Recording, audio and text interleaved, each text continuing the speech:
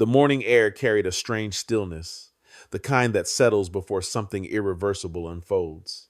On a guarded tarmac deep inside Germany, a seasoned combat pilot stood motionless, staring at an aircraft he could not quite understand. It was not fear that held him there, not confusion, something quieter, more unsettling, a feeling that the war he thought he knew was already changing, and he was only just beginning to see it. The machine in front of him looked wrong. Its twin booms stretched outward like an unfinished idea, its cockpit awkwardly suspended between them. It lacked the elegance German engineers prized, the sharp symmetry of a well-designed fighter. To a man who had spent years in the skies, who had claimed 50 victories in the darkness over Europe, this aircraft should have inspired confidence, confidence that it could be defeated. Instead, it did the opposite. He had been summoned here under direct orders, pulled from combat at the height of his success. No explanation, no briefing beyond a simple directive. Evaluate the captured enemy aircraft. That alone was unusual. Combat pilots did not leave the front lines for inspections. They fought, they survived, or they didn't return. And yet, here he was. As the sunlight reflected off the metal skin of the aircraft, illuminating details he did not yet understand, a question began to form, one that would follow him long after this moment had passed. What if this war was no longer about who fought better, but about something far more difficult to defeat? He had not expected the summons. In 2 years of relentless combat, he had learned to read patterns, orders, deployments, missions. This one did not fit. 3 nights earlier, he had returned from a successful interception over Hamburg, 2 enemy bombers destroyed, bringing his total to 50 confirmed victories. It should have been just another entry in a growing record of survival. Instead, a message was waiting. A direct order from high command, immediate transfer to the Reich's primary aircraft testing facility. No explanation beyond a single phrase: captured enemy aircraft, combat evaluation required. For a night fighter pilot of the Luftwaffe, this was deeply irregular. The facility itself stretched across the landscape like a self-contained world of engineering ambition. Hangars, laboratories, testing grounds everywhere, the quiet machinery of analysis and experimentation. This was not the front line. There were no sirens here, no burning skies, only questions waiting to be answered. He was met by a senior technical officer, a man whose expression carried none of the usual confidence found among engineers. The instructions were brief, but the tone was unmistakable. What he was about to see was classified at the highest level. Nothing discussed here would leave the facility. That alone was enough to shift the weight of the moment.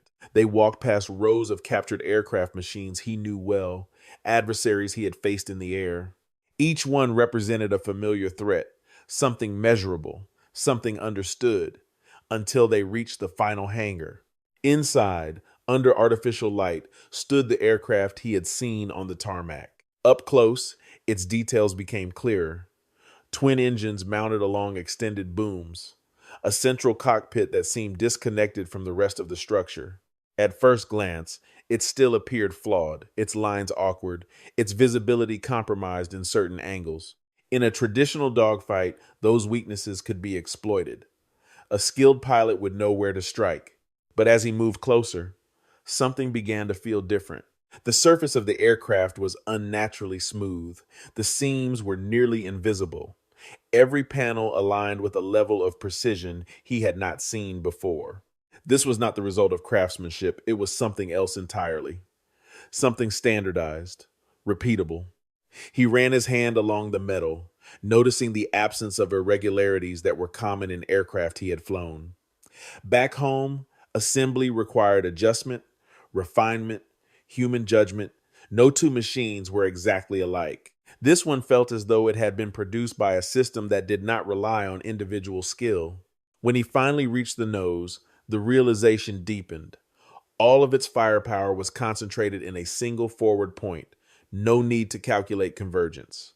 No dispersion across the wings. The pilot would not need to compensate for distance or angle in the same way. It was simpler, more direct, and potentially far more dangerous.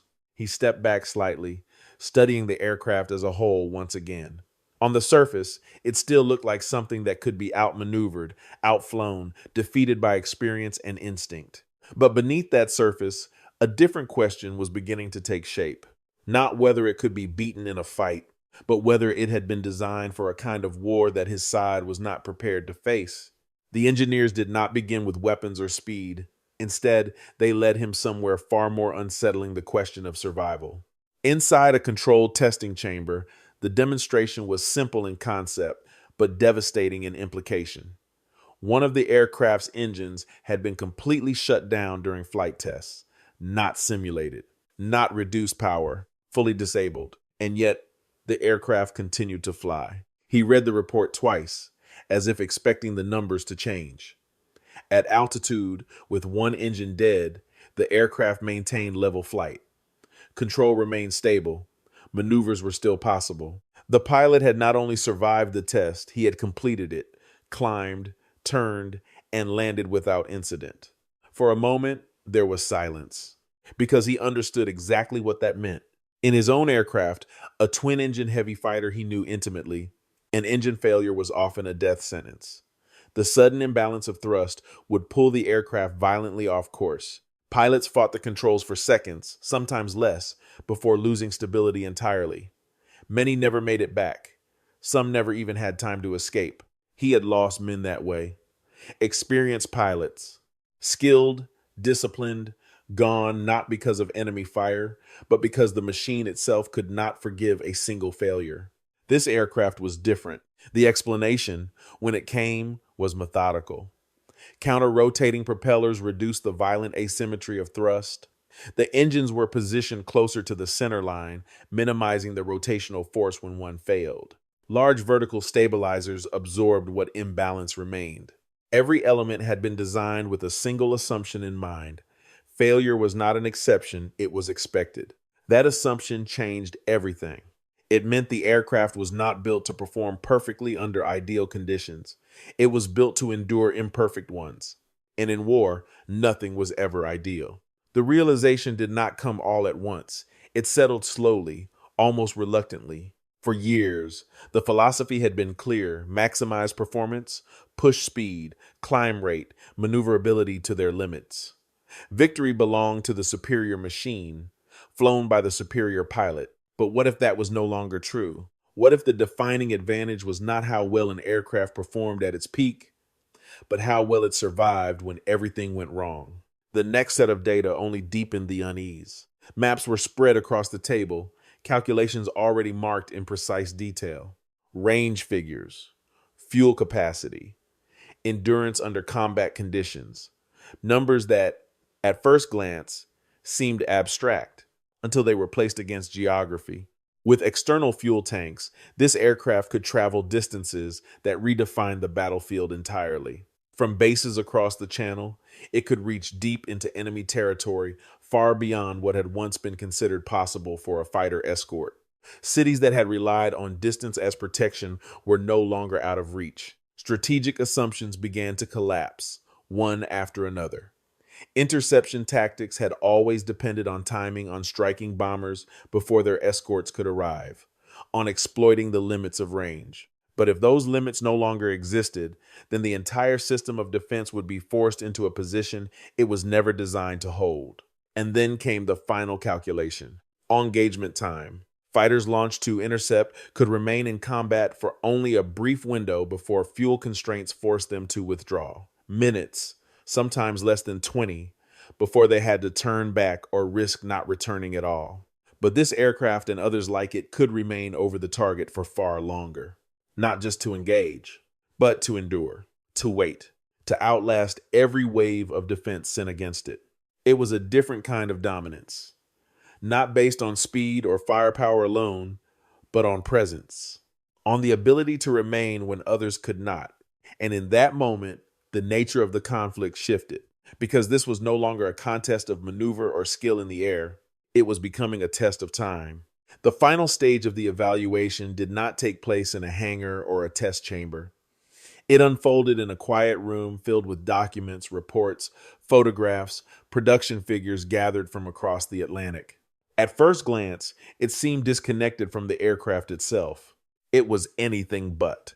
The numbers began simply enough: monthly production rates, individual aircraft types, factories operating at full capacity. On paper, the comparison did not appear catastrophic. German fighter output remained strong, even competitive in certain categories. It was a contest that still seemed winnable until the scope widened, because the aircraft he had just examined was only one part of a much larger system. It was not an isolated design. It was a product of an industrial structure built for scale, for repetition, for expansion beyond the limits of skilled labor. Multiple aircraft types produced simultaneously, multiple engine designs manufactured across different facilities. If one production line failed, another continued without interruption. The system did not depend on perfection, it depended on redundancy. That distinction mattered more than any individual specification. Photographs were placed in front of him, one after another, vast assembly halls stretching beyond the frame, rows of aircraft in various stages of completion, each identical to the last. Production lines that did not pause for adjustment or refinement, only for movement forward. In one image, a single factory dominated the landscape. Its scale was difficult to comprehend, not because of its size alone, but because of what it represented. Output measured not in dozens, but in continuous flow. Aircraft leaving the line at intervals that transformed production into a constant, almost mechanical rhythm. It was not craftsmanship. It was industry. And industry, once fully mobilized, did not slow down. He began to understand what the earlier observations had been leading toward. The precision of the aircraft's construction was not just a matter of engineering, it was a requirement for mass production. Interchangeable parts, standardized components, simplified assembly. These were not compromises, they were enablers. Back home, every aircraft required attention, skilled hands, shaping, adjusting, refining. The result was often exceptional, but it was also limited. Production could only expand as fast as expertise allowed. Here, expertise had been embedded into the system itself. The implications extended far beyond manufacturing. Because in a war of attrition, where losses were constant and replacement was essential, the ability to produce consistently, predictably, became a decisive advantage. Not just in maintaining strength, but in overwhelming any attempt to reduce it. The realization settled with a weight that could not be ignored. This was no longer a question of whether one aircraft could outperform another in a single engagement. It was a question of how many engagements could be sustained and for how long. If one side could replace losses faster than they occurred, while the other could not, then the outcome was not determined in the air. It was determined on the factory floor. He looked back at the figures one last time: production rates, output projections, resource allocation. Each number reinforced the same conclusion, drawn not from speculation, but from simple arithmetic. There were too many aircraft, too many engines, too many factories, and no realistic way to stop them all. In that moment, the evaluation reached its true purpose. It was never about assessing a single captured machine. It was about answering a far more difficult question, one that could not be solved with tactics, skill, or courage alone. Whether a nation built on precision and performance could withstand an opponent built on scale and endurance. The answer, now, was becoming impossible to ignore. When he stepped back onto the tarmac that afternoon, the aircraft no longer looked merely unusual. It looked inevitable. The questions that had once defined air combat speed, maneuverability, pilot skill now felt incomplete. They still mattered, but they were no longer decisive on their own. What he had seen throughout the day had revealed something deeper, something far more difficult to counter: a shift from individual excellence to systemic superiority. From across the ocean, a different philosophy had taken shape. Aircraft were no longer designed as isolated masterpieces, but as components within a larger structure, one that connected engineering, production, logistics, and long-term strategy into a single, coherent force. Each decision, from fuel capacity to manufacturing tolerances, served not just the aircraft, but the war effort as a whole. And that cohesion created resilience. Even if one formation was destroyed, another would take its place. Even if one factory was bombed, production would continue elsewhere. Even if one design revealed flaws, it would be replaced, improved, scaled. The system absorbed loss and converted it into continuation. That was the true advantage. From a distance, it might have appeared that the conflict in the air was being decided by engagements, interceptions, dogfights, victories recorded and counted. But those moments, however dramatic, were only fragments of a much larger equation. The real contest was unfolding elsewhere, in supply chains that never fully stopped, in factories that produced faster than losses could be inflicted, in strategies that prioritized endurance over perfection. For those who had spent years mastering the art of aerial combat, this realization carried a quiet weight. Skill still had value. Experience still saved lives. But neither could alter the underlying trajectory if the conditions themselves had shifted beyond their influence. History, in that sense, was not always shaped by the most capable individuals. Sometimes it was shaped by the systems that made individual capability less decisive. Looking outward, the implications extended beyond a single conflict. The lessons embedded in this moment would echo into future wars, future doctrines, future decisions. The balance between quality and quantity, between innovation and scalability, between brilliance and sustainability, these would remain central questions long after the war itself had ended. And perhaps that was the most enduring realization of all. That victory was rarely determined by a single breakthrough, a single machine, or a single act of courage. It was determined by the ability to adapt not just on the battlefield, but across every layer that supported it. An ocean away, the foundations of that adaptability had already been laid. And by the time it was fully understood, the outcome it pointed toward was already in motion. He stood there for a long moment, the weight of everything he had seen settling into a single, inescapable conclusion. The aircraft in front of him had not impressed him with elegance. It had not inspired admiration in the way a finely tuned machine might. By every traditional measure, it was flawed, its shape awkward, its design unconventional. And yet, none of that mattered. Because what it represented was not a single aircraft, but a different way of waging war. He finally spoke, choosing his words with care.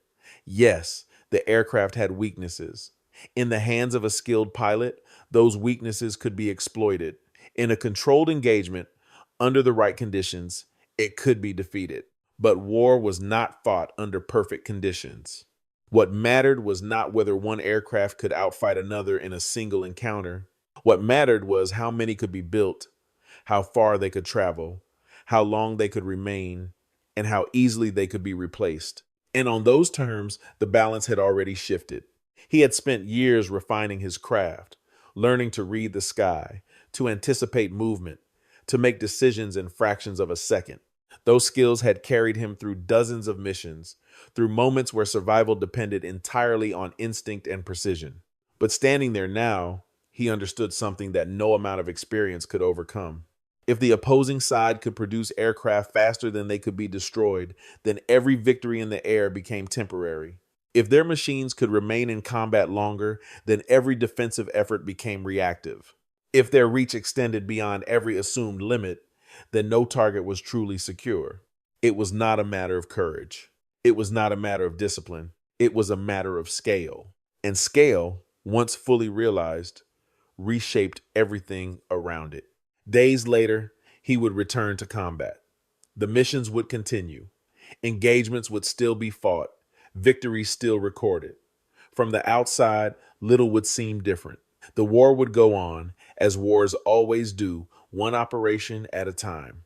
But something had changed, not in the sky, where the battles were visible, but in the understanding of what those battles meant. Because long before the final outcome would be written, long before the last engagement would take place, the decisive factors had already been set in motion. Quietly, systematically, beyond the reach of any single pilot or any single mission.